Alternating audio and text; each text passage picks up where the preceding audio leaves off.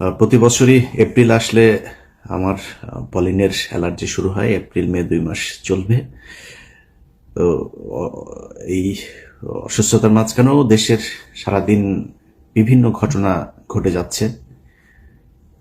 নানান আলোচনা, গুজব, অনেক কিছুর মধ্যে দিয়ে আমরা গেল 2 দিন পার করেছি। তো আমি সবগুলো ঘটনাকে একদম গুজব বা অহেতুকি আলোচনাগুলো উঠেছে এরকম আমি মনে করি না। এর এর পেছনে নিশ্চয়ই কিছু কারণ ছিল। আমি আমার যুক্তিগুলো তুলে ধরবো, আপনাদের অনেকের কাছেই এটার পক্ষে বিপক্ষে মতামত থাকতে পারে। আপনারা আপনাদের মতামত কমেন্টে জানাবেন। 2024 সালের 5 আগস্ট শেখ হাসিনা পালিয়ে যাওয়ার পর 1-1.5 মাসের ভেতরে আমি একটা কথা বলেছিলাম যে শেখ হাসিনা বাংলাদেশের পরবর্তী প্রধানমন্ত্রী হবেন। যদি নাও হয় তাহলে তার পরের 1 বছর পরের মেয়াদের প্রধানমন্ত্রী হবে আওয়ামী লীগের কেউ। যদি শেখ হাসিনা ধরেন যে পরিমাণে ফেন্সিডিল সে ভারতে খাচ্ছেন, ওখানে তো খুব সহজেই পাওয়া যায়। তো উনি কয়দিন টিকতে পারবেন জানি না। যাই হোক, আওয়ামী লীগের কেউ প্রধানমন্ত্রী হবেন। এই কথাগুলো কেন বলেছিলাম, আমার কাছে মনে হয়েছিল কি যে বিপ্লবের এটা আসলে ডিরেকশনটা ঠিক মতো যাচ্ছে না। কারণ হলো আমরা ধরেন বিপ্লব নিয়ে অনেক নাচানাচি শুরু করেছিলাম। আমরা তো জানতাম না 5 তারিখের পরে আসলে এই 5 তারিখে এইভাবে হচ্ছে। কিন্তু ভারত তো সবই জানতো।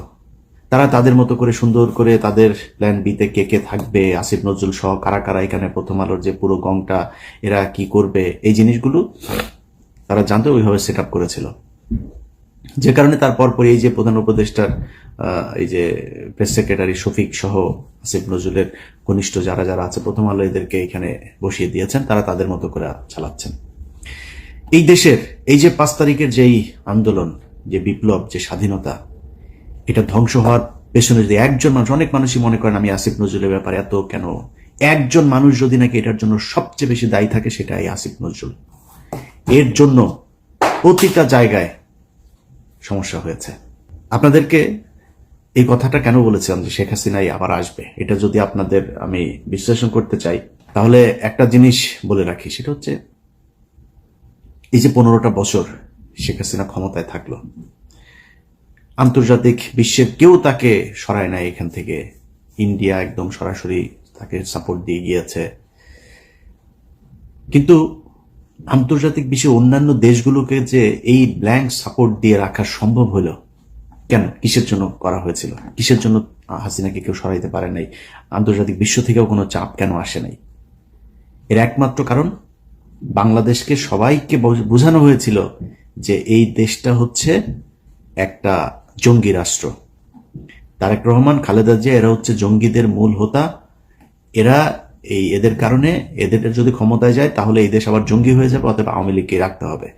একমাত্র এই কারণে শেখ হাসিনাকে 15 বছর রাখা গেল। আচ্ছা, সেখানে এই আন্তর্জাতিক পুরো বিশ্বটাকে কারা এই ন্যারেটিভটা দাঁড় করাইলো? দাঁড় করাইলো হচ্ছে ভারত। আর কাদের উপরে চাপাইলো? আলেম সমাজ, বিএনপি, জামাত, তাদের উপরে। তার মানে প্রধান যে বিষয়টা 15 বছর যেই কারণে হাসিনা ক্ষমতায় থাকতে পারলো সেটা হচ্ছে এই যে আমাদের দেশকে জঙ্গি রাষ্ট্র তৈরি করার যেটা, সেটা। এটার সাথে একটা বড় অংশ কে ছিল? প্রথম আলো।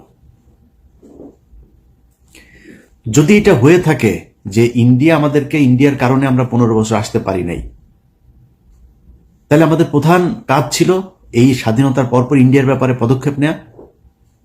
কোনো পদক্ষেপ নেওয়া হয়েছিল? ভারতের সাথে কে কত পারে ঘষাঘষি করার জন্য সবাই চেষ্টা করলো।